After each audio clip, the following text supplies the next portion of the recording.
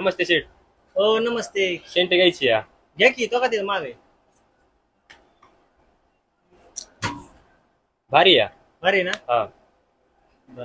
त्याचे पैसे नंतर देतो, गावातून आलोय, पैसेच नाही राहिले आता. नाही राव तसं नाही. उधार नाही देता. बंद केले उधार. एवढा विश्वास नाही करावं. काय पळून चाललोय का कुठं गाव सोडून मी?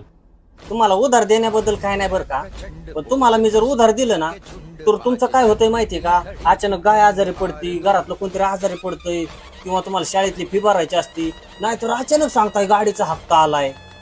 म्हणजे तुमच्या मागे ना मी जर उधारी दिली की तुमच्या मागे काय नाही काहीतरी अडचण निर्माण होतीच, काहीतरी साडेसाती निर्माण होतीच. आणि तुमचंच नाही, मी असं अनेक लोकांना उधार दिले का, मी त्यांना उधारी मागितली की ती काय नाही काहीतरी अडचण सांगतात. मग मला असं लक्षात आलं की मी जर लोकांना उधार दिलं की त्यांच्या मागे काहीतरी अडचण निर्माण होती. मग मी उधार दिल्यामुळं कुणाचं काहीतरी वाईट होत असेल तर उधार नाही दिलेलं बरं ना.